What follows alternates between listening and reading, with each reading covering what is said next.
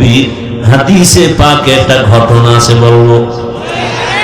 একজন আল্লাহর বান্দার আমলনামা ওজন দেয়া হবে। ওজন দেওয়া হওয়ার পর দেখবে আমলনামার ভেতরে নেক আছে, অনেক নেক, অনেক নেক, কিন্তু এক নেকের টান, একটা নেক হলে জান্নাতে যেতে পারবে, কিন্তু ওই একটা নেক নাই। ওই একটা নেক কোথায় পাবে? আল্লাহ বলে, একটা নেক দেও, না হয় জান্নাতের ফয়সালা হবে না। আল্লাহর বান্দা পেরেশান হয়ে যাবে। দয়াময় রব্বুল আলামিন বলবেন, খুঁজো, হাসরের মাঠে দেখো একটা নেক কে তোমাকে দেয়। তোমার ছেলে, তোমার মেয়ে, তোমার স্ত্রী, তোমার মা বাবা, দেখো কার কাছে গেলে একটা নেক পাইবা। আল্লাহর বান্দা কাঁদবে, হাসরের মাঠে দৌড়াবে। হাসরের মাঠ এই জমিন হবে হাসরের ময়দান, সিরিয়ার জমিন হবে, আল্লাহর বিচারালয় এই স্টেজ হবে সিরিয়ায়। প্রথম কিবলা বাইতুল মাকদিস, ওখানে হবে আল্লাহর বিচারালয়, আদালত। আল্লাহ হাসরের ময়দানে স্টেজ কায়েম করবেন, আর সিংহাসনে আল্লাহ বসবেন। বসার পরে আল্লাহ একটা কঠিন গরম আওয়াজ দিবেন, গরম আওয়াজ। সরকার প্রধান যখন ক্ষমতার চেয়ারে বসেন, জাতির উদ্দেশ্যে একটা ভাষণ দেয়নি, চেয়ারে বসে এই ভাষণ দেয়, ও দেশের জনগণ, আপনাদের ভোটের অধিকার নিয়ে আমি চেয়ারে বসছি, তবে শুনেন, দেশটাকে সুশৃঙ্খল ভাবে পরিচালনার জন্য আমাকে ইনসাফের সাথে চালাতে হবে। সেই ক্ষেত্রে কিছু আইন আছে, আইন আপনারা মান্য করে চলতে হবে। কে আমাকে ভোট দিছেন আর দেন নাই, সবার জন্য আইন সমান। আইন লঙ্ঘন করবেন, কাউকে ছাড় দেয়া হবে না, জেলখানা রেডি, জরিমানা রেডি। আল্লাহ তাআলা হাসরের মাঠ কায়েম করে, পুরা জমিন হবে হাসরের মাঠ, সিরিয়ার জমিন হবে আল্লাহর বিচারালয়, আদালত। আল্লাহ এত গরম একটা আওয়াজ দিবেন, ওই আওয়াজে হাসরের ময়দানটা থরথর করে কেঁপে উঠে, মানুষ বেহুশ হয়ে যাবে। কঠিন হুঙ্কার দিবেন, এমন কঠিন। হাসরের মাঠে সব উলঙ্গ দাঁড়ানো হবে, নারীরাও উলঙ্গ, পুরুষেরাও উলঙ্গ, সব এক জায়গায়। আম্মা জান আয়েশা রাদিয়াল্লাহু আনহা বলেন, ও রহমতের নবী, লজ্জা লাগবে না? কেউ কারো দিকে তাকালে তো লজ্জা পাবে।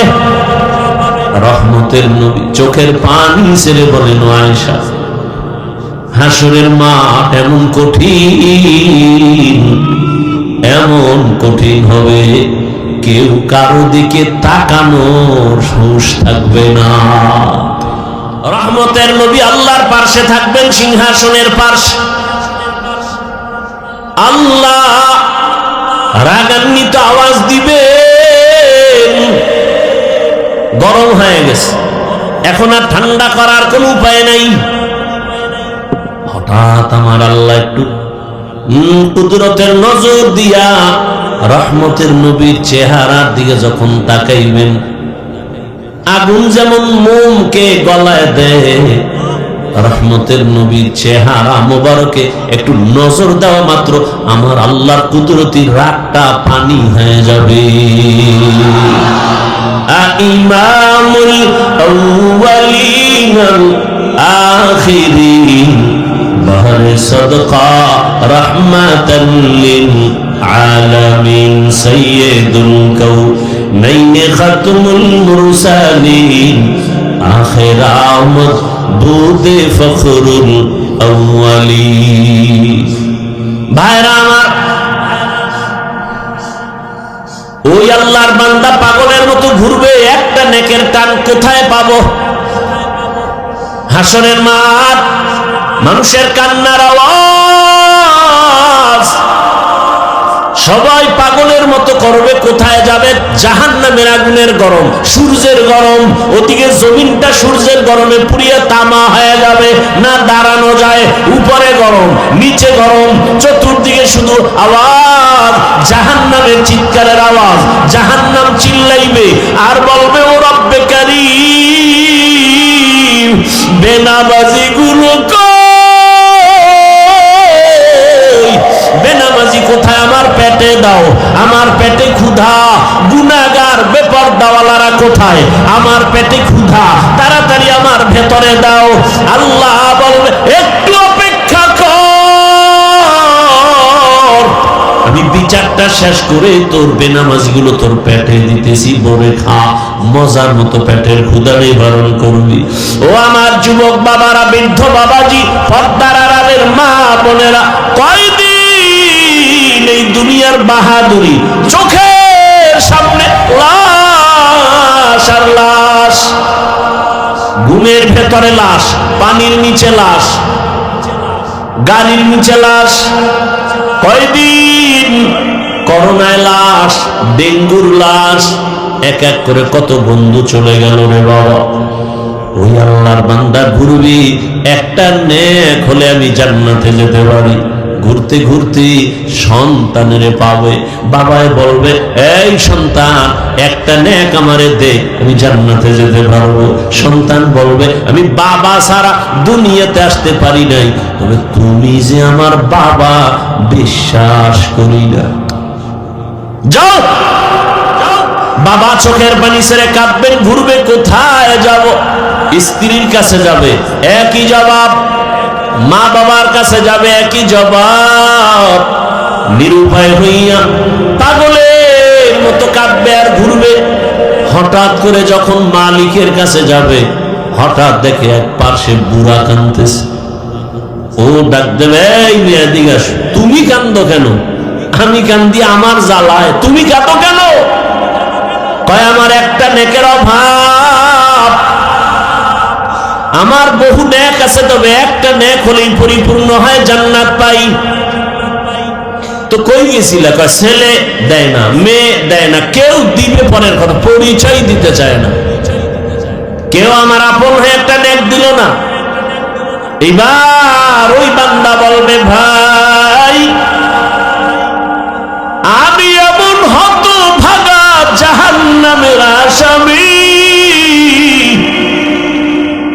আমার আমল নামায় সব গুনাহ, গুনার গুনাহ, চোখের গুনাহ, হাতের গুনাহ, জবানের গুনাহ, অন্তরের গুনাহ, নামাজ না পড়ার গুনাহ, বেপরদায় চলার গুনাহ, গান শোনার গুনাহ, গীবতের গুনাহ, মিথ্যার গুনাহ। আমার আমল নামায় গুনাহ ছাড়া কিছুই নাই। তবে আমার আমল নামায় জীবনের একটা ভালো কাজের একটা নেক আমল আছে, কিন্তু একটা নেক দিয়ে তো জান্নাত পাবো না। আমার অনেক গুনাহ বেশি, নেক একটা, এক নেক দিয়া জান্নাত আমি পাবো না। তবে আজকে এই বিপদের সময় আমি চাই আমার ভাইটাকে নেকটা দিয়া সহযোগিতা করি। ও ভাই, তুমি আমার নেকটা নিয়ে নাও। বলে, তুমি জাহান্নামে যাবে, তোমার একটা নেক দিয়ে আমারে, তোমার লাভ কি? কয়, আমার লাভ তো কিছুই না, তবে একটা তৃপ্তি, আমার একটা ভাইয়ের উপকার করতে পেরেছি, এটাই আমার তৃপ্তি। আমি আমার ভাইয়ের উপকার করতে পেরেছি। ও জগৎ সারের মুমিন, রহমতের নবী বলেন, খায়রুন নাস মান ইয়ানফাউন নাস, ভালো মানুষ তো ওই ব্যক্তি যে অন্যের উপকার করে। আজকে দেখো তাকায়া, যে যত ক্ষতির মধ্যে পড়ে কাছের মানুষের কারণে, আপন লোকটাই ক্ষতি করে, দূরের মানুষ তেমন করে না। অমুকের জবাই করেছে কে, তদন্ত করে রিপোর্ট বের হয়, আপন বডিগার্ড, আপন কর্মচারী, আপন বাড়ির দারোয়ান, ড্রাইভার, আপন অথচ রাসূল বলেন তুমি তো ভালো মানুষ হতে হলে এমন হও যে তোমার দ্বারা কারো ক্ষতি হবে না। এর নামই তাকওয়া, আল্লাহর ভয়। কারো উপকার করতে না পারলেও ক্ষতি করব না, কারো প্রশংসা করতে না পারলেও বদনাম করব না। ওই আল্লাহর বান্দা একটা নেক দিয়া বলে আমি ভাইয়ের উপকার করি, এটাই আমার তৃপ্তি, আল্লাহর আদালতে চলে যাবে। ওই বান্দা বলবে আল্লাহ নেক পেয়েছি, জান্নাত দাও। পাইলি কই? ছেলে কয় না, মেয়ে না, কে দিয়েছে? বলে আমার রক্তের কেউ দেয়নি। তবে আল্লাহ আমি হাঁটতেছি, তোমার এক বান্দা চোখের পানি ছেড়ে কাঁদে জাহান্নামের ভয়। ওই বান্দা তার আমলনামায় সব গুনাহ, একটা নেক ছিল, ওই নেকটা আমাকে দিয়েছে। কেন কেন? তাকে দা আমার সামনে আনো। সামনে আনবে, তুমি কি এর একটা নেক দিছো? বলে হ্যাঁ আল্লাহ দিয়েছে। কেন?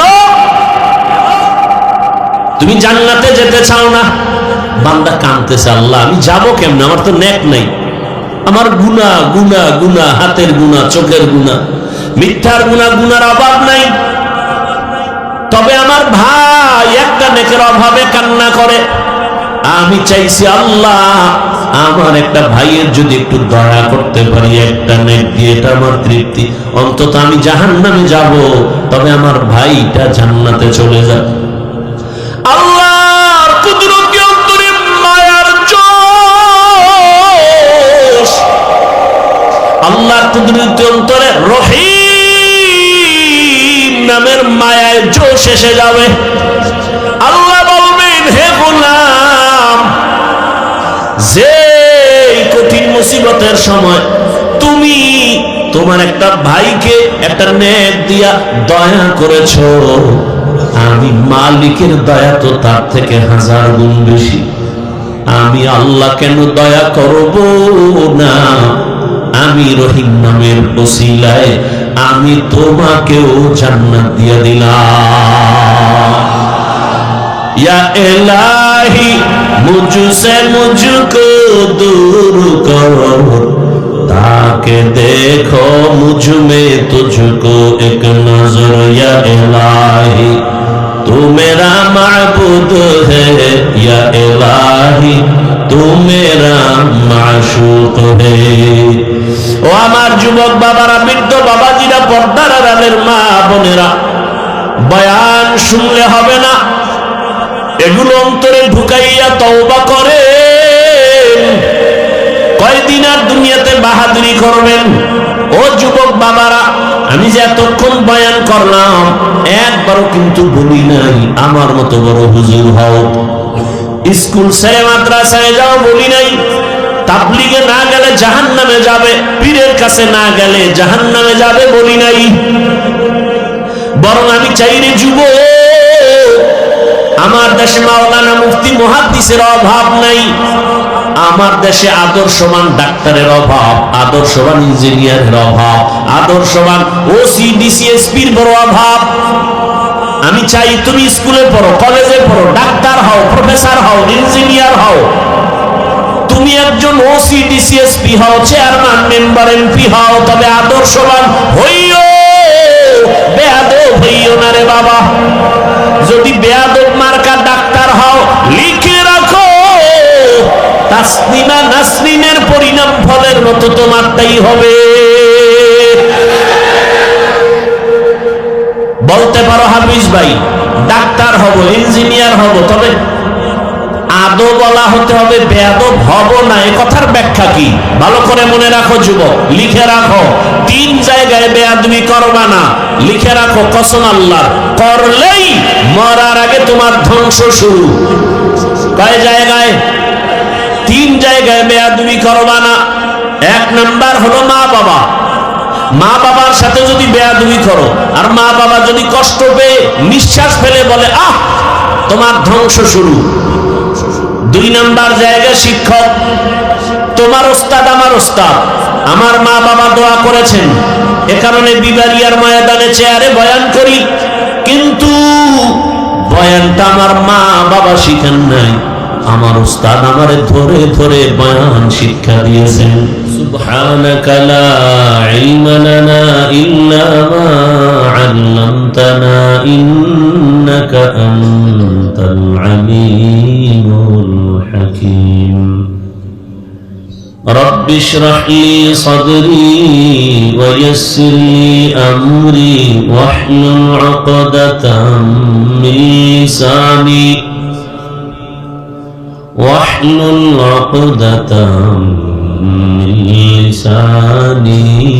يفقهوا قولي। निगाह मुमिन से तो बदल जाती है तकदीर,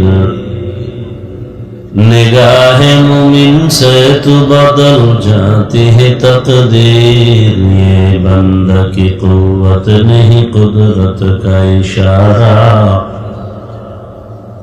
ये बंदा की कुव्वत नहीं कुदरत का इशारा। ऐ मर्द खिरद तर्क मासी की जरूरत, ऐ मर्द खिरद तर्क मासी की जरूरत। अब सोहबत साले की सवा कोई नहीं चारा, अब सोहबत साले की सवा कोई नहीं चारा। मरदूद है पीछे हमें खबर नहीं, लेकिन मरदूद है पीछे हमें खबर नहीं, लेकिन एक वक्त में हालाक जो अमाल है सारा, एक वक्त में हालाक जो अमाल है सारा। দক্ষিণ জগৎ শাহ জামিয়া ইসলামিয়া ইয়াকুবিয়া ও এলাকাবাসীর উদ্যোগে আয়োজিত দুদিনব্যাপী বার্ষিক তাফসীরুল কোরআন মাহফিল সমাপনী দিন 14 ডিসেম্বর 2025। মহতি এ সম্মেলনে মাহফিলে উপস্থিত মুহতারাম সম্মানিত সভাপতি, বিবারিয়ার কৃতি সন্তান তরুণ উলামায়ে কেরামদের উজ্জ্বল নক্ষত্র মুফাক্কির ইসলাম শাইখুল হাদিস আল্লামা মুফতি ইব্রাহিম কাসিমি দামাত বারাকাতুহুম, অন্যান্য হযরত উলামায়ে কেরাম, অতিথিবৃন্দ, অত্র অঞ্চলের বিভিন্ন স্থান থেকে আগত আল্লাহ পাকের আশিকিন, জাকিরিন, শাকিরিন, মুহিব্বিন, মুরব্বিয়ান আযম, কলিজার টুকরা আমার সমবয়সী যুবক বন্ধুগণ, স্নেহের ছোট ভাই, পর্দার আড়ালে মাইকের আওয়াজ শ্রবণরতা সম্মানিত মা ও বোনেরা, আল্লাহ পাকের দরবারে শুকর যে আল্লাহ আমাদেরকে সুস্থ রেখেছেন, আলহামদুলিল্লাহ। জীবনের এক অমূল্য সম্পদ আমাদের সুস্থতা। টাকা পয়সা বাড়ি গাড়ি সব আছে, কিন্তু আপনি আমি যদি অসুস্থই থেকে যাই, এই জীবনের কোনো মূল্য নেই। টাকা পয়সা বাড়ি গাড়ি তেমন নাই, কিন্তু আপনি আমি সুস্থ, এর থেকে সুখের জীবন আর আল্লাহ আমাদের সুস্থতাকে দাইমান কবুল করেন। এখনো যারা অসুস্থ বিছানায়, হসপিটালে, আল্লাহ তাদেরকে সুস্থতার নিয়ামত দান করেন। আমরা গোটা দুনিয়ার উম্মত নিয়ে ভাবি, তো এজন্য সব মানুষের জন্য আমাদের দিলে দরদ ভরা। আমরা কাউকে দুশ্মন মনে করি না, যদিও আমাদেরকে অনেকে দুশ্মন ভাবতে থাকে। আমরা সবাইকে রসুলের উম্মত হিসাবে আপন মনে করি, কাছের মনে করি। এজন্য আমরা দোয়া করতেও কোনো কৃপণতা করি না। আমাদের সাথে খারাপ আচরণ করে আমরা দোয়া করি, আল্লাহ তাকে হেদায়েতের দৌলত দান করেন।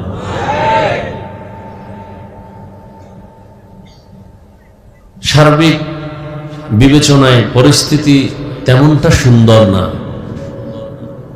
দিনে দুপুরে যদি গুলি করা হয়, এগুলো বরদাস্ত করা যায় না। রাত্র গভীর ঠান্ডা মাথায় কিছু কথা শোনার চেষ্টা করবেন, বুঝার চেষ্টা করবেন। চিল্লাচিল্লি করার দরকার নাই। আমি প্রশ্ন করলে জবাব দিবেন স্বাভাবিক আওয়াজে। আমরা ভদ্র, ইসলাম শান্তির ধর্ম। ইসলাম আমাদেরকে আদব শিখায়, আদর্শ শিখায়। পৃথিবীর আর কোনো ধর্মে, আর কোনো তন্ত্রে মন্ত্রে মানুষকে আদর্শওয়ালা বানায় না, আদবওয়ালা বানায় না। খুব খেয়াল করি। আমরা দোয়া করি আল্লাহ সমস্ত অসুস্থ রোগীদেরকে সুস্থ করুন।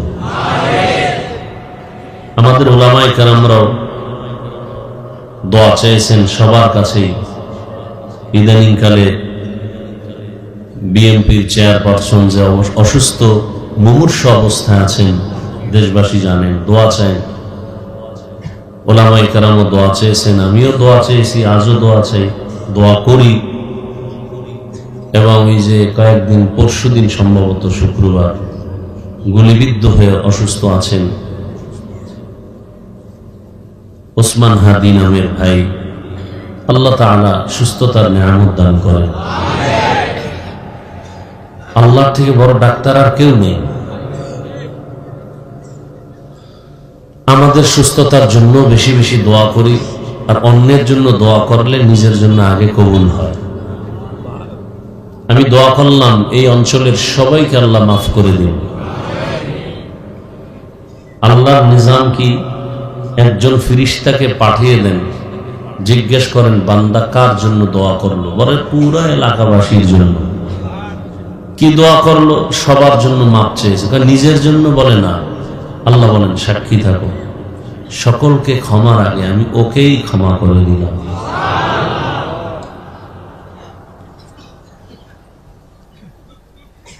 আমরা দোয়া করি সামনে আগত নির্বাচন।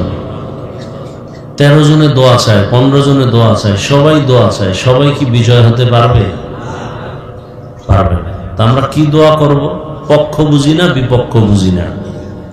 আমরা দোয়াটা এমন ভাবে করব যে দোয়াটা কাজে লাগে। কি দোয়া করব? আল্লাহ দেশের জন্য, জাতির খেদমতে এবং ইসলামের উপকার যার দ্বারা হবে তাকে বিজয় দান করেন। এর থেকে আর ভালো দোয়া আছে? দেশের উপকার হবে, জাতির উপকার হবে, নিরাপত্তা পাবে, ইসলামের উপকার হবে, এমন ব্যক্তি বিজয় হোক। তাহলে দেশও ঠান্ডা, জাতিও ঠান্ডা।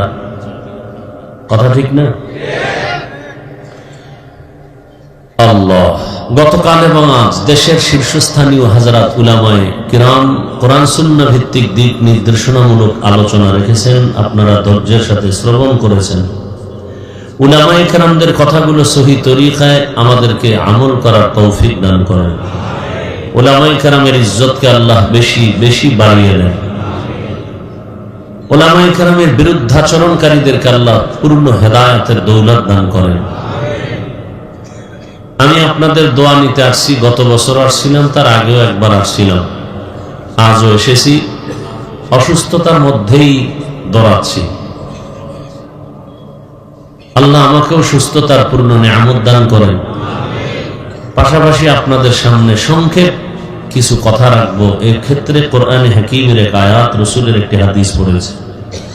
ইখলাস ও রুহানিয়াতের সমন্বয়, সহি নিয়তে, সহি তরিকায়, সহি কিছু কথা আমাকে বলার মতো, আপনাদেরকে শুনবার মতো দয়াময় রব্বুল আলামিন তৌফিক দান করুন। ইয়া আইয়ুহাল্লাযীনা আমানুত্তাকুল্লাহা ওয়া কুনু মা'আস সাদিকিন। ও জগতের মুমিন, নারী পুরুষ, ধনী গরীব, শিক্ষিত অশিক্ষিত, যারা মুমিন, তোমরা আল্লাহকে ভয় করো, তাকওয়া অর্জন করো, তথা আল্লাহর প্রিয় বান্দা যারা জমিনে আছেন এদের বন্ধু হয়ে থাকো। নবীজি হাদিসে বলেন, মান তাশাব্বাহা বিকওমিন ফাহুয়া মিনহুম। দুনিয়াতে যে ব্যক্তি যেই দলের সাথে সম্পর্ক রাখবে, যে কওমের সাথে উঠা বসা, চলাফেরা, ভালোবাসা রাখবে, হাসরের দিন তার সাথেই তার উঠতে হবে। তর্জমা শেষ। খুব সংক্ষেপ কথা, বুঝার চেষ্টা করব। বাংলাতে একটি প্রবাদ আছে, যার সাথে যার মোহাব্বত তার সাথে তার কিয়ামত। রাসূল কি বলছেন? যেই ব্যক্তির সম্পর্ক যেই দলের সাথে, যেই কওমের সাথে উঠা বসা, চলাফেরা, ভালোবাসা কিয়ামতে তাদের সাথেই উঠবে। আপনার আমার ভালোবাসা যদি আব্রাহাম লিঙ্কনের আদর্শের সাথে হয়, তাহলে কিয়ামতের ময়দানে আব্রাহাম লিঙ্কনের সাথেই আমাদেরকে উঠতে হবে। কথা বোঝার চেষ্টা করি। আপনার আমার ভালোবাসা, উঠা বসা, চলাফেরা অল টাইম যদি এই ভালোবাসাটা মাও সেতুনের আদর্শের সাথে হয়, লেনিনের আদর্শের সাথে হয়, কালমার্সের আদর্শের সাথে হয়, এদের সাথেই হাসরের দিন উঠতে হবে। আপনার আমার সম্পর্কটা কেউ যদি মনে করে কি বলে বাংলাদেশের আদর্শ বিক্রি করেনওয়ালা এরশাদ সাহেবের আদর্শের সৈনিক আছে না, এরা উঠতে বসতে সর্বত্র প্রচেষ্টা চালায় আমরা এরশাদ সাহেবের আদর্শ বাস্তবায়ন করব। কিয়ামতের দিন ওই আদর্শ নিয়ে যারা চলবে, হাসরের দিন তাদের সাথেই হাসর হবে। কেউ যদি শেখ মুজিবুর রহমান সাহেবের আদর্শের সৈনিক বলে উঠা বসা চলাফেরা করে, এটাই ভালোবাসার মূল থিম হয়, সব বিষয় কে জানেন? আল্লাহ তো ভালো জানেন, তার সাথেই হাসর হবে। কিছু আল্লাহর বান্দা আছে মদিনার আদর্শ ভালো লাগে না, এই জন্য চুল কাটছে ক্রিকেটারের আদর্শ অনুযায়ী, চুলগুলো ওভাবে, পোশাকটা সেভাবে, দাড়ি রাখে না ফট করে রেখে দিছে একেবারে নিচে অংশ, কি ভাষা বলে একটা স্টাইল করেছে, দাড়ি রেখে নেই। কি স্টাইল কেন বলে? আন্তর্জাতিক মানের খেলোয়াড়দের স্টাইল। কিয়ামতের দিন খেলোয়াড়দের সাথেই তোমাকে উঠতে হবে। আর যার ভালোবাসা আল্লাহর সাথে, রসুলের সাথে, কোরআন হাদিস, উলামায়ে কেরামের সাথে, কিয়ামতের দিন রসুলের সাথে, ওলামাদের সাথেই তার হাসর হবে। যার সাথে যার মুহাব্বত, তার সাথে তার কিয়ামত। খুব খেয়াল করবেন, আমি যতটুকু কথা বলবো আপনাদের সামনে, আমার মূল একটা বিষয়কে আমি মাথায় রেখে কথা বলবো, সেটা হলো আমার জীবনের মূল ইসলাম, আমার জীবনের মূল কোরআন, আমার জীবনের মূল আল্লাহ এবং রসুল। আমি সেই বিষয়টাকে মাথায় রেখে কথা বলবো এবং ইসলাম, কোরআন হাদিস যা বলে আমি ওই বিষয়ে চেষ্টা করব শালীন ভাষায় বলার জন্য। কোরআন হাদিসের সব বয়ান করা যায় না, যদি হুবহু বয়ান করতে থাকি তাহলে এখানে প্রত্যেকটা মানুষের কলিজা পুড়িয়া ছাই হয়ে যাবে, কারণ সব হলো রুগী, সব কি রুগী। ওই মাগরিবের পরে বয়ান করছি নবীনগর ওই অঞ্চলে, মনে হয় সম্ভবত ওখানে বলেছিলাম, না ওখানে না, গতকাল, যে আমার কাছে কোরআন হাদিসের বাইরেও বয়ান আছে। কোরআন হাদিসের বাইরে বয়ান করলে কারো দিলে কষ্ট লাগবে না, মজার বয়ান আছে। আর কোরআন হাদিসের ভেতর দিয়ে বয়ান করলে কলিজা ছিদ্র হয়ে যাবে। সব বয়ান বেনামাজির বিরুদ্ধে, সব বয়ান সুদখোরের বিরুদ্ধে, সব বয়ান বেপরদাওয়ালার বিরুদ্ধে, কোরআন হাদিসের সব বয়ান দুর্নীতিবাজের বিরুদ্ধে, কোরআন হাদিসের সব বয়ান জালেম, ধর্ষক, খুনি এদের বিরুদ্ধে, চোরের বিরুদ্ধে, ডাকাতের বিরুদ্ধে। এখন আমি কোরআন হাদিসের ভেতর থেকে যদি আমি আয়াত পড়ি আর বয়ান করি, তাহলে আমার তো ওই বয়ানটা করতে হবে। আমরা তো চিকিৎসক, হসপিটালে চিকিৎসা হয়, অপারেশন হয় দেহের, কোরআনের বাগানে হসপিটালে অপারেশন হয় রুহের। তাহলে ডাক্তারের কাছে রুগী গেলে রোগ আছে পাঁচটা রোগের ঔষধ ডাক্তার প্রাথমিকভাবে দিবে না। কোন রোগটা বড় ওইটা আগে ঠান্ডা করি, এরপরে বাকি রোগের চিকিৎসা। ঠিক এমনি আমাদের রুহের মধ্যে রোগ অভাব নেই, এর মধ্যে বড় রোগ কোনগুলো, যেই রোগের কারণে পার্শ্ব প্রতিক্রিয়ায় আরো রোগ জন্ম নিবে, অন্য ভালো জিনিস নষ্ট করে ফেলবে। কথা বুঝাইতে পারতেছি? হ্যাঁ, বুঝবেন। বয়ান আপনারা সবাই জানেন, কিন্তু বুঝের অভাব। কিসের অভাব ভাই? বুঝের অভাব। না হয় আপনি মুসলমান, আমিও মুসলমান, নাকি সন্দেহ? আপনার আল্লাহ আমার আল্লাহ দুই না এক? কোরআন, নবী, হাদিস, ধর্ম, কালেমা, কাবা, পৃথিবীতে আসার সিস্টেম, বিদায়বেলা কাফনের সংখ্যা, আমাকেও 3 কাফন, আপনাকেও 3 কাফন। আমার সম্মানে একটা কাফন কেউ বাড়ায় দিবে? গরিব মরে গেছে, তার দুর্বলতার কারণে একটা কাফন কম হবে, কালার হবে আলাদা, তাও এক। কি কালার হবে? সাদা। আমাদের হুজুরদের কালারটা হবে আলাদা, সব এক। আমার দেশে কালার নিয়েও ঝগড়া চলে, চলে না? চলে না? তুমি সবুজ পরো না কেন, তুমি কালো পরো না কেন, তুমি সাদা পরো কেন? এরকম কালার নিয়েও ঝগড়া। আমাদের জীবনের শেষ বিদায়ের কাফনের কালার সবার এক। কবরের সাইজ একটু ব্যবধান না, তাও এক। কবরের প্রশ্ন তাও এক। 3 প্রশ্ন সবার বেলা। তাহলে আল্লাহ এক, নবী এক, কোরআন এক, হাদিস এক, কাবা এক, ধর্ম এক, কালেমা এক, সব এক। অথচ বুঝটা কত দুর্বল আপনার। দেখেন, আমিও মুসলমান, আমিও ইসলাম ধর্মের মানুষ, আপনিও ইসলাম ধর্মের মানুষ, অথচ আমি টুপি খুলতে চাই না আর আপনি টুপি দিতে চান না। আপনাকে আলাদা টুপির ফজিলতের বয়ান দিতে হয় আমাকে। আমি নামাজ ছাড়তে চাই না, আপনি নামাজ পড়তে চান না।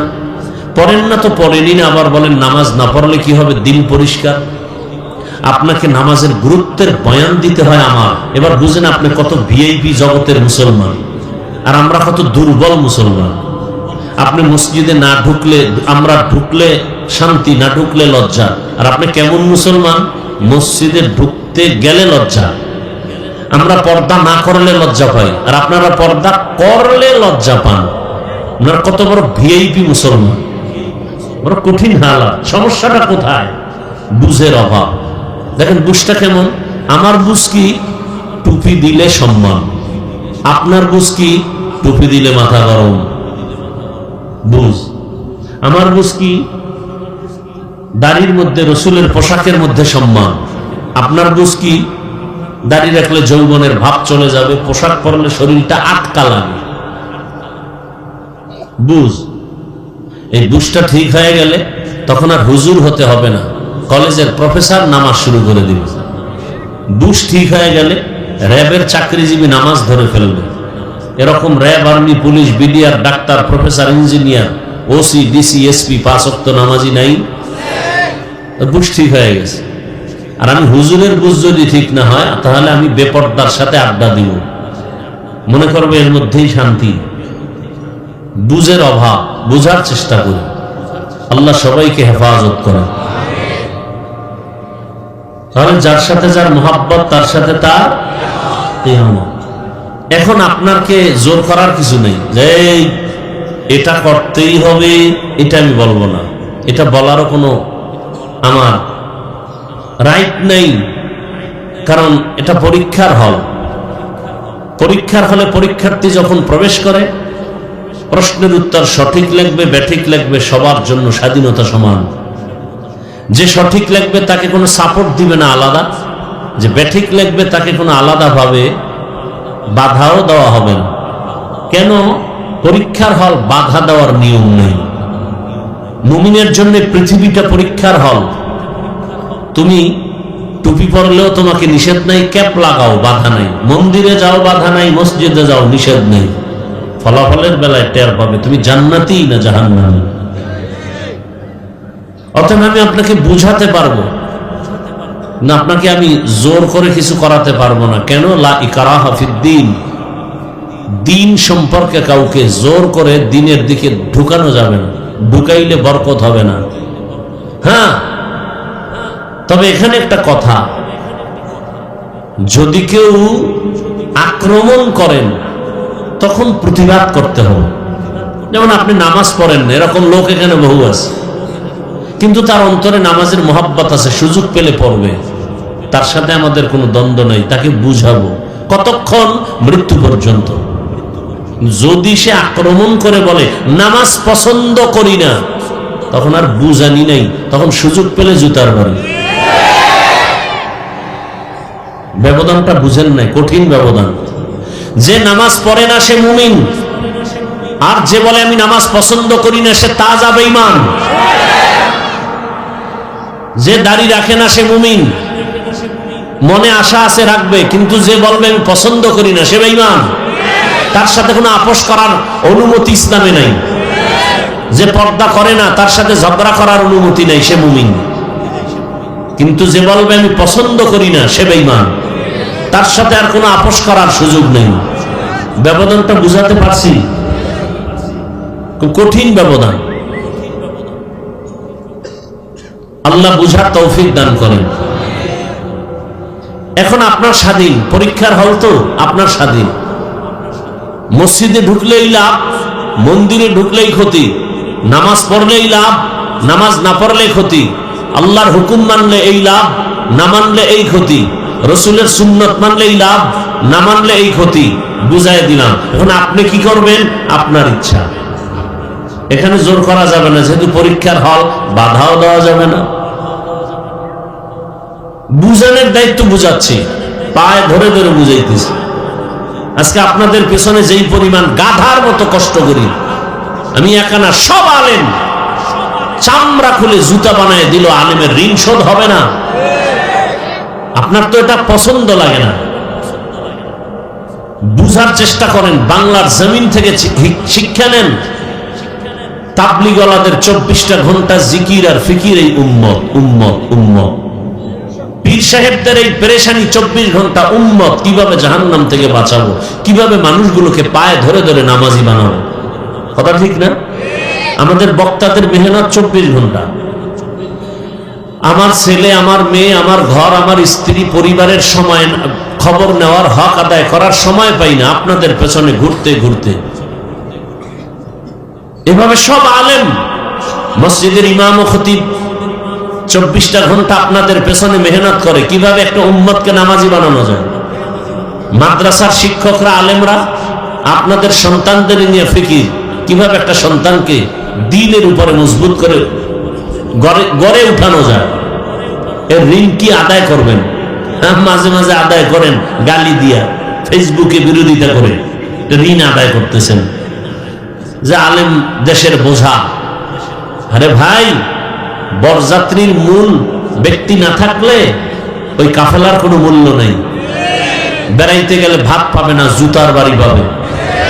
এ জমিনে যদি কোরআনের আওয়াজ না থাকে, আল্লাহর দ্বীন না থাকে, উলামায়ে কেরামের জবানে কোরআনের আওয়াজ না থাকে, এ জমিন আর জমিন থাকবে না। ভূমিকম্প হালকা দিছে, একটা দিলে পুরো পৃথিবী ধ্বংস হয়ে যাবে। ঘুমের থেকে উঠে দেখবেন 50 গজ মাটির তলে শুয়ে আছে। কিসের বাহাদুরি করেন? 100 তলা বিল্ডিং কে ধ্বংস করতে 1 সেকেন্ড লাগে। ভূমিকম্প আসছে, বিল্ডিং থেকে দৌড়াইয়া বাইরে যায়। বাসার কি সব। ছেলে থুয়ে গেছে, কই ছেলে খবর নাই। বউ একদিকে দৌড়ায়, স্বামী আর একদিকে দৌড়ায়। ছেলের খবর নাই, মেয়ের খবর নাই, ওরনার খবর নাই। আরে তুমি বিল্ডিং থেকে বাহিরে যাও, জমিন যদি ধসে যায় কি হয় না? জমিন যদি নেমে যায় মাটির তলে, নিচে যায়, তা তুমি বিল্ডিং থেকে বাহির হয়ে বাঁচবা কি করে? বরং ওখানে বসে আল্লাহকে তওবা করো আর গুনাহ মাফ চাও। কই ভূমিকম্প হওয়ার পরে কি মসজিদে মুসল্লি বাড়ছে? তা অপেক্ষা করো, আরো গজব আসবে। সেই ঘুষ করতে এখনো ঘুষ খায়, সুদ করতে এখনো সুদ খায়, তওবা তো করলো না। এই জাতিকে আর কোন গজব দিলে সোজা হবে? আল্লাহ হেদায়েত দান করুন। কি আপনাদের ধারণা কি তাল মিলাবেন না? আমার কথাগুলো বুঝার চেষ্টা করবেন এবং বুঝে শুনে জবাব দিবেন। আমি কোরআন হাদিসের ভেতর থেকে বলবো না বাহির থেকে বলবো? ভেতর থেকে বলবো। সহ্য করতে পারবেন? বুঝেন কিন্তু কোরআন হাদিসে যা আছে আমি টু দি পিওর ওই স্কেলে বলবো, একটা কথা বাহির থেকে বলবো না। যদি মনে হয় বলে ফেলেছি, ভুলে ধরায় দিবেন। আমি এখন কানে ধরে তওবা করে নিব সবার সামনে। কিন্তু আমার সব কথার মূল কি? কোরআন হাদিস ইসলাম, এটা আমার মূল। ইসলাম ঠিক, সব ঠিক। ইসলাম ঠিক নেই, কিচ্ছু ঠিক নেই। ইসলামকে চিনেন না, জানেন যে একটা ইসলাম আছে, চিনেন না ইসলাম কি। যদি চিনতেন, আমি যেমন টুপির জন্য পাগল, আমি যেমন রসুলের আদর্শের জন্য আশেক পাগল, আপনিও পাগল হয়ে যেতেন। না, রসুলের সুন্নাত ছেড়ে দেয়া যায় না। আপনি বুঝেন না ইসলাম যে কত সুন্দর একটা ধর্ম, আপনি বুঝেন না, জানেন না পৃথিবীতে একটাই মাত্র ধর্ম মানুষের কল্যাণের চূড়ান্ত কল্যাণ, যেখানে অকল্যাণ বলতে কিচ্ছু নাই। একটাই একটাই মাত্র ধর্ম ইসলাম। পৃথিবীতে এমন এক ধর্ম ইসলাম, এর মতো সহজ, সুন্দর, শালীন ধর্ম আর পৃথিবীতে দ্বিতীয়টা নাই। খোদার কসম, আমার কথা অবিশ্বাস করলে কবিরা গুনাহ হবে।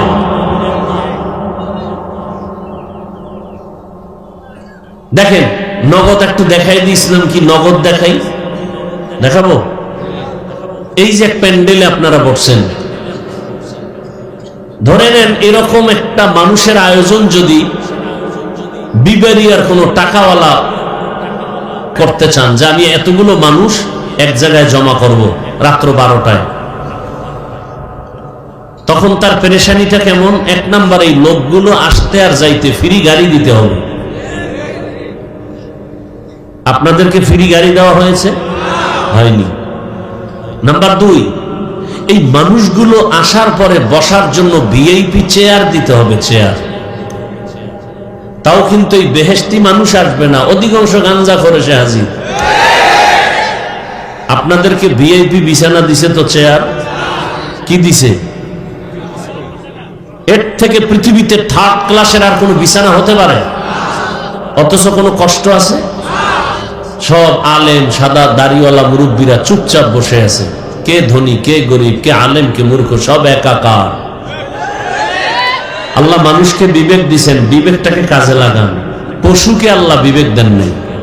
একটু বুঝেন, বুঝার চেষ্টা করেন। আমি আপনাদের দুশ্মন না, আমি আপনাদের কলিজার বন্ধু। পাও ধরার জন্য আসছি, গালি দিতে আসি নাই। আপনাদের পাও হাত দিয়া বুঝাইয়া আপনাদেরকে শান্তির দিকে দাওয়াত দিতে আসছি। প্রয়োজনে পাও ধরা লাগলে নিচে এসে পাও ধরব, সেই অবস্থায় আসছি, গালি দিতে আসিনি। এরপরে এই লোকগুলোকে সাহেব এখানে জমা করার পরে চেয়ারে বসাইলেন, ফাঁকে ফাঁকে নাস্তা দিতে হবে। যদি একটু প্যাকেটে টান পড়ে তো চেয়ারের বাড়ি, বাতাসে উড়বে চেয়ার। আবার কিছু কুলাঙ্গার দেখা যায়, তাদের নিজেদের তর্ক বিতর্ক বিশৃঙ্খলা ভিডিও করে জাতিকে দেখায়, দেখেন আমরা কত বড় বেয়াদ্দব। আমার কথাগুলো চিন্তা করতেছেন তো? আচ্ছা, আপনাদের এখানে আসার পরে থার্ড ক্লাসের বিছানা দিল, কারো অন্তরে কষ্ট নাই। নাস্তা দিছে কতবার? মোনাজাতের পরে দেয়া হবে? হবে না? হবে না, কষ্ট নেই।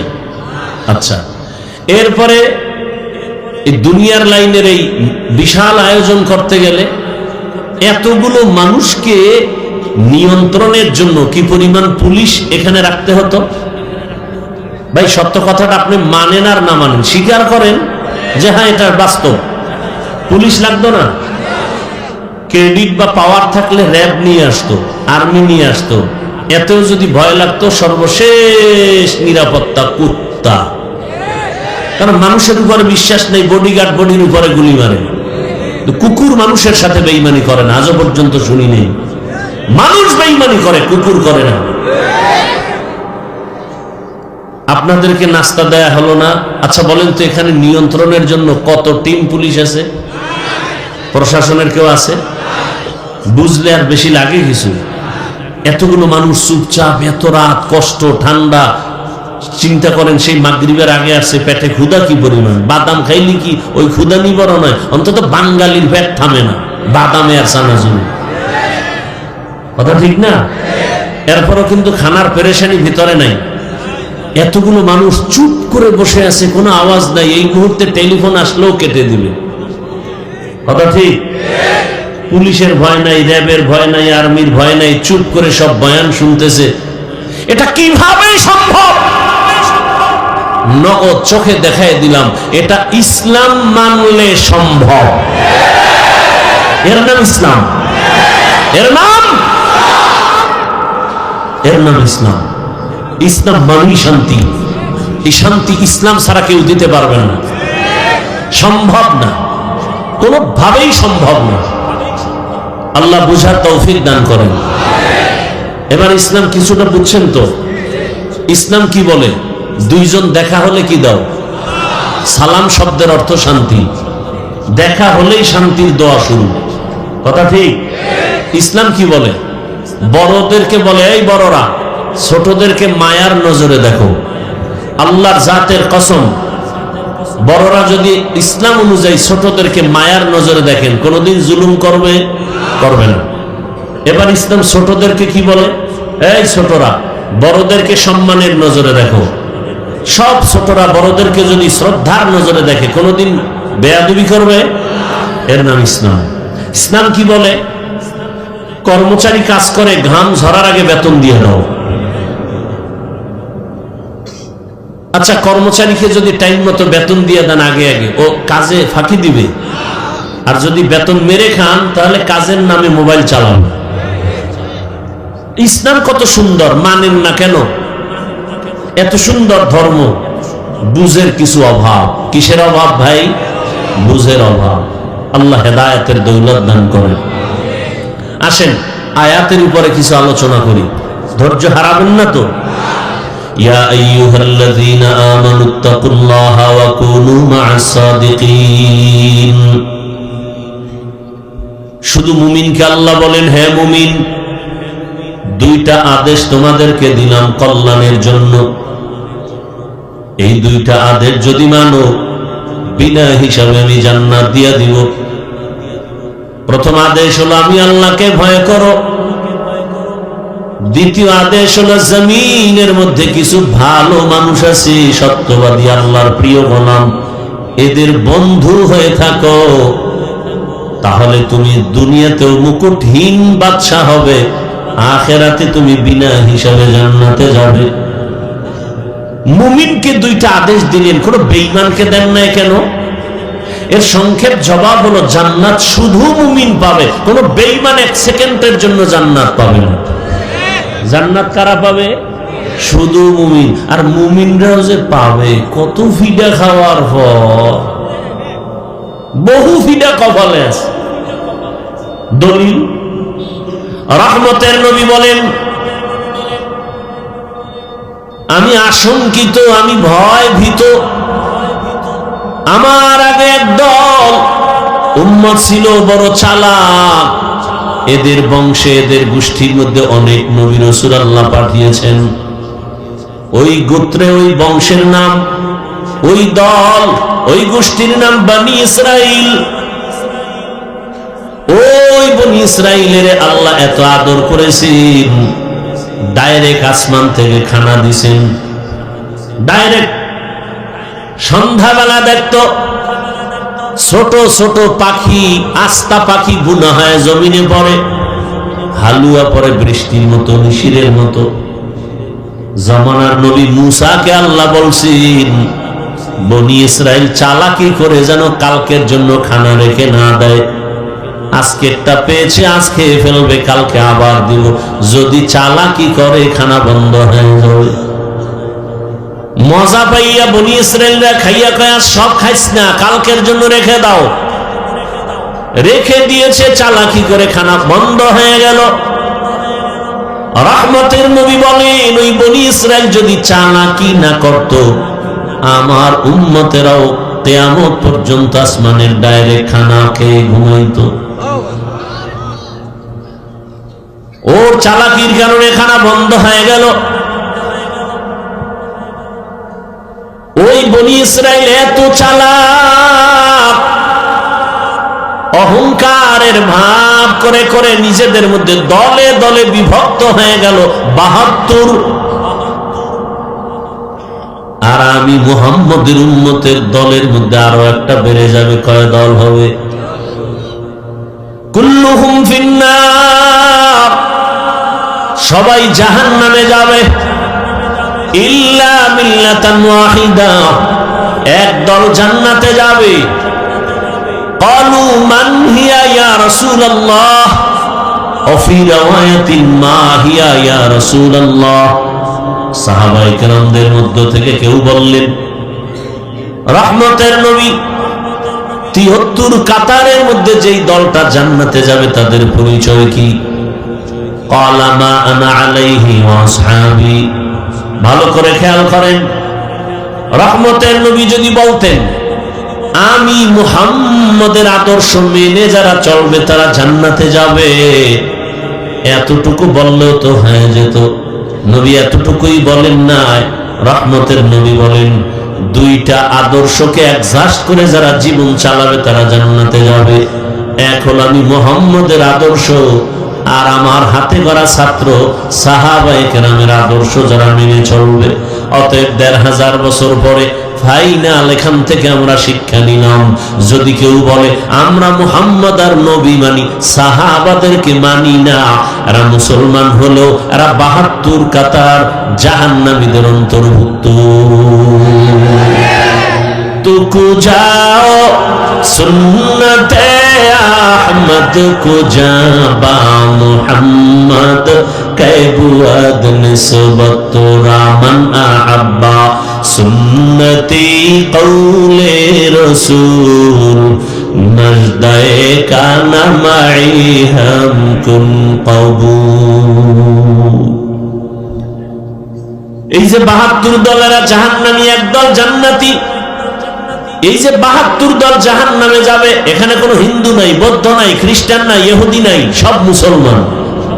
তাহলে বুঝেন তো মুমিন জান্নাতে যাওয়ার কতটা বাধা। যেই মানুষের এত দাম, ওই মানুষ আবার জাহান্নামের লাকড়ি হবে।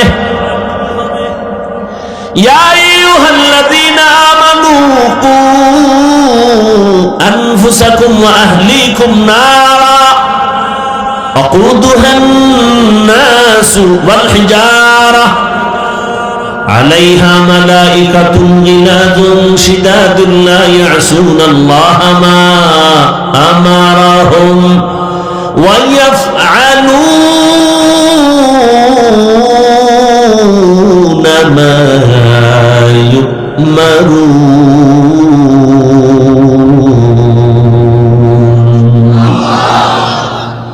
আল্লাহ বলেন, হে মুমিন, জাহান্নাম থেকে নিজেকে বাঁচাও, এরপরে দায়িত্ব আহালকে বাঁচাও। আমি একা জাহান্নাম থেকে বাঁচলেই দায়িত্ব শেষ হবে না, আমার উপরে দায়িত্ব আমার আহাল। আমি বাবা, আমার আহাল সন্তান, আমি স্বামী, আমার আহাল স্ত্রী, আমি শিক্ষক, আমার আহাল ছাত্র, আমি চেয়ারম্যান, আমার আহাল ইউনিয়নের মানুষ, আমি মেম্বার, আমার আহাল ওয়ার্ডের মানুষ, আমি এমপি, আমার আহাল আমার আসনের মানুষ, আমি সরকার প্রধান, আমার আহাল গোটা দেশবাসী, আমি একজন আলেম, গোটা উম্মত আমার আহাল, আমি মসজিদের ইমাম ও খতিব, মুসল্লি আমার আহাল, আমি বক্তা, শ্রোতা আমার আহাল। ও বক্তা, জাহান্নাম থেকে তুমি আগে বাঁচো, তারপরে তোমার আহাল শ্রোতাকে বাঁচাও। বাবা, জাহান্নাম থেকে আগে বাঁচাও, এরপরে তোমার আহাল সন্তানকেও বাঁচাও। স্বামী, জাহান্নাম থেকে নিজেকে আগে বাঁচাও, এরপরে তোমার আহাল স্ত্রীকেও বাঁচাও। ইমাম সাহেব, জাহান্নাম থেকে নিজেকে আগে বাঁচাবেন, এরপরে মুসল্লিদেরকে বাঁচাবেন। শুধু নিজে বাঁচবেন, মুসল্লি বাঁচাবেন না, হবে না। বড় কঠিন কথা। ক্বালান নবী সাল্লাল্লাহু আলাইহি ওয়া আলিহি ওয়াসাল্লাম, আলা কুল্লুকুম রাঈন ওয়া কুল্লুকুম মাসউলুন আন রাইয়াতিহি। সবাই দায়িত্বশীল, আল্লাহর আদালতে দায়িত্বের জবাবদিহিতার কাঠগড়ায় দাঁড়াতে হবে। কিয়ামতের ময়দানে বহু মা বাবা শুধু সন্তানের অন্যায়ের কারণে জাহান্নামে চলে যাবে। দুনিয়াতেই তো অন্যায় করে সন্তান, মা বাবার হাতে কেন পুলিশের হ্যান্ডকাপ লাগানো হয়? আর দুনিয়া মাজরাতুল আখিরা, আখিরাতের নমুনায় দুনিয়ায় তাকায় দেখো। বাবার অন্যায়, কিন্তু সন্তানের অন্যায়ের কারণে বাবার হাতে হ্যান্ডকাপ। কিয়ামতের দিন বহু বাবা মা শুধু সন্তানের অন্যায়ের কারণে জাহান্নামে যাবে। হাসরের মাঠে সন্তান মা বাবার বিরুদ্ধে আল্লাহর আদালতে মামলা পেশ করবে। রব্বানা ইন্না আতা'না সাদাতানা ওয়া কুবারানা ফাআদাল্লুনাস সাবিলা রব্বানা আতিহিম দি'ফাইন ربنا آتهم ضعفين من العذاب والعنهم لعنا كبيرا। 67 নম্বর আয়াত। মা বাবার বিরুদ্ধে সন্তান মামলা দায়ের করবে, আল্লাহ বলবে এই ছেলে নামাজ পড়ছো না, রোজা রাখছো না, জিকির করছো না, তেলাওয়াত করছো না, কেন? বলবে ও দয়ার মালিক, সব আমার মা বাবার দুর্বলতা। আমার মা বাবা কোনোদিন আমাকে নামাজের দাওয়াত দেয় নাই, রোজার দাওয়াত দেয় নাই, জিকিরের দাওয়াত দেয় নাই, কোরআন শিখায় নাই। অথচ কত ডিসি দেখছি টেবিলে বসে বসে কোরআন তেলাওয়াত করে। ডিসি সাহেব ডিসির চাকরি পেয়ে কি কোরআন শিখা শুরু করেছেন? কয় না। আব্বা আম্মা সেই ছোটবেলা মক্তবে পাঠাইছেন আর ওখানে গিয়ে কোরআন শিখে ফেলেছি। অতএব জাহান্নাম থেকে নিজে বাঁচতে হবে না, আহালকে বাঁচাতে হবে। আল্লাহ বলেন, হে মুমিন, দুটো আদেশ দিলাম। এক, আমাকে ভয় করো। কাকে ভয় করো? একমাত্র আল্লাহকে ভয় করো। দুনিয়ার সব তোমাকে ভয় করবে। এই ভয়ের নাম তাকওয়া, এই ভয়ের নাম খাশিয়া, এই ভয়ের নাম খাউফ। وأما من خاف مقام ربه ونهى النفس عن الهوى فإن الجنة هي المأوى। हर के दार खौफ हक दार दिल मदार जन्नतुल मअवा देहद ओ राम काम जुज़बा हक छी जे मखाज इंसो जा फजले उआ मस्ते दर जुमला जहां। ঘুম আসতেছে? হ্যাঁ, আওয়াজে আসলে তো ঘুম আসে। আসলে কি আপনারা রাতে ঘুমান? আমার অভিজ্ঞতার আলোকে বলি, আমার দেশের জাতি রাতে ঘুমায় না, নিরিবিল সময়ে মোবাইলের হক আদায় করে। টাইম পায় না তো, সারাদিন ব্যস্ত। এই টাইমটাও তো একটু কাজে লাগানো লাগে। আল্লাহর কাছে কি বলবে? একটা কিছু বলতে হবে তো। হাসরের ময়দানে যদি আল্লাহ জিগায় কি করছো? আল্লাহ মাইয়ার হক, পোলার হক, স্ত্রীর হক আদায় করতে পারিনি, মা বাবার হক আদায় করতে পারিনি, অন্তত একটা হক আদায় করে আসছি। মোবাইলের হক আদায় করে আসছি সারা রাত। কখন রাত 4টা বেজেছে খবর রাখতে পারি নাই, কখন আজান হয়েছে জানতে পারি নাই। মোবাইলের হকের আদায়ের ধাক্কায় এতটা ব্যস্ত যে কানের মধ্যে মোবাইলের তার ঢুকাইয়া সারা রাত ব্যস্ত। বাহিরে কি তুফান হয়েছে জানি নাই। সারাটা রাত জেনা করেছি, চোখের জেনা, হাতের জেনা, জবানের জেনা, অন্তরের জেনা। এরে আমার কলিজার যুবক, ঘুমের মধ্যে যদি আজরাইল এসে দেখে তোর কানের ভেতরে গানের তার লাগানো, আজরাইল বলবে তুই রেডি হ, পরে আসবো। কি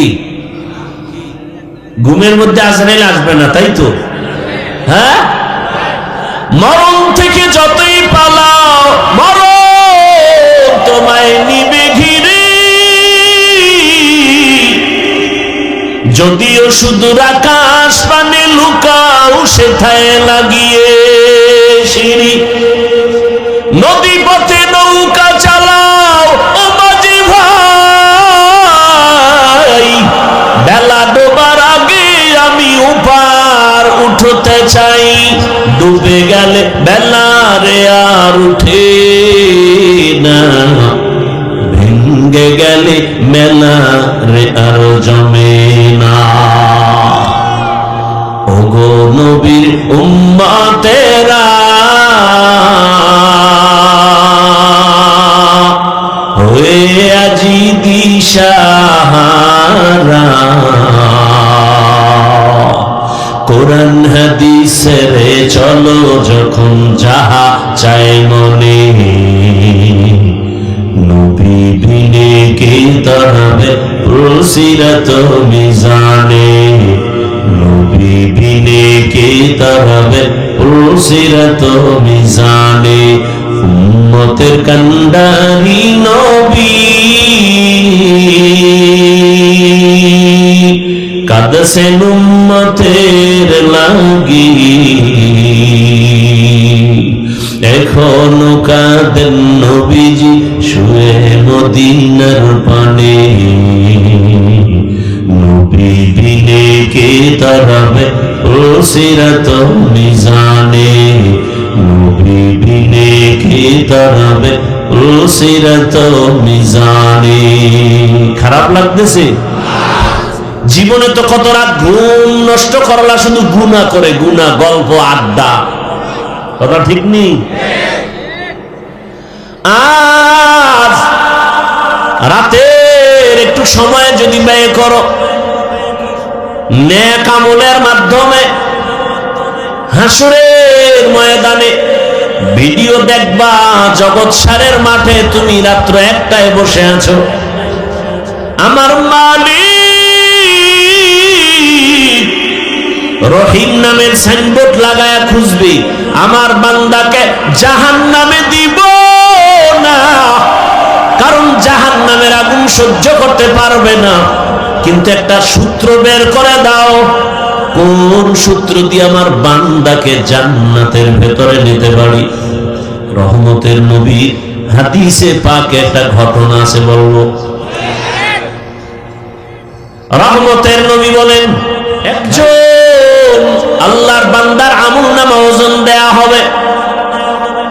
ওজন দেওয়া হওয়ার পর দেখবে আমলনামার ভেতরে নেক আছে, অনেক নেক, অনেক নেক, কিন্তু এক নেকের টান, একটা নেক হলে জান্নাতে যেতে পারবে, কিন্তু ওই একটা নেক নাই।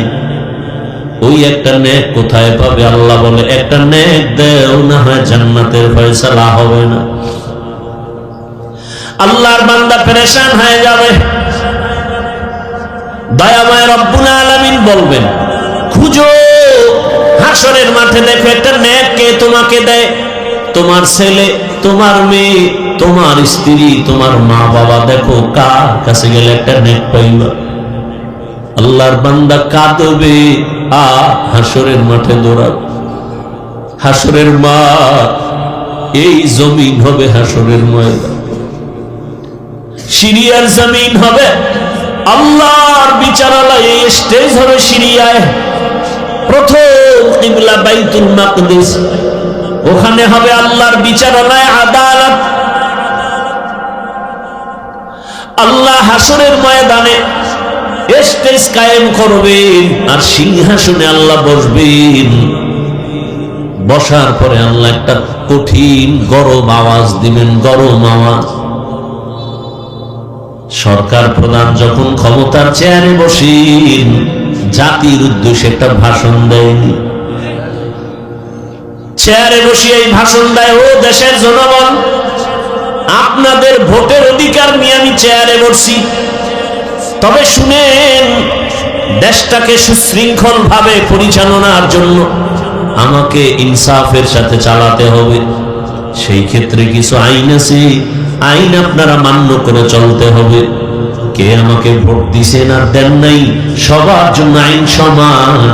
আইন লঙ্ঘন করবেন, কাউকে ছাড় দেয়া হবে না, জেলখানা রেডি, জরিমানা রেডি। আল্লাহ তাআলা হাসরের মাঠ কায়েম করে, পুরা জমিন হবে হাসরের মাঠ, সিরিয়ার জমিন হবে আল্লাহর বিচারালয়, আদালত।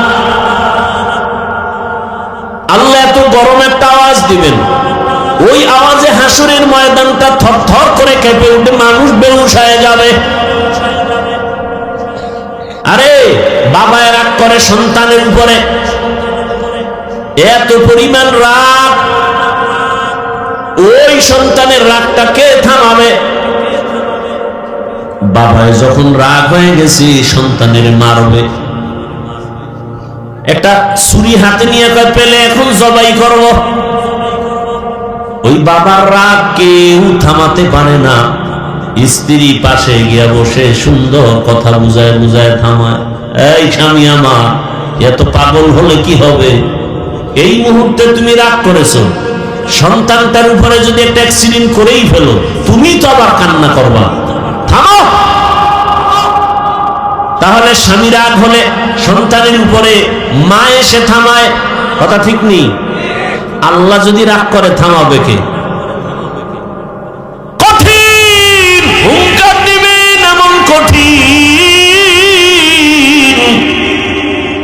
হাসরের মাঠে সব উলঙ্গ দাঁড়ানো হবে, নারীরাও উলঙ্গ, পুরুষেরাও উলঙ্গ, সব এক জায়গায়। আম্মা জান আয়েশা রাদিয়াল্লাহু আনহা বলেন, ও রহমতের নবী, লজ্জা লাগবে না? কেউ কারো দিকে তাকালে তো লজ্জা পাবে। রহমতের নবী চোখের পানি ছেড়ে বলেন, ও আয়েশা, হাসরের মাঠ এমন কঠিন, এমন কঠিন হবে, কেউ কারো দিকে তাকানোর সাহস থাকবে না। কেমন কঠিন হবে যে কেউ কারো দিকে তাকানোর হুঁশ থাকবে না।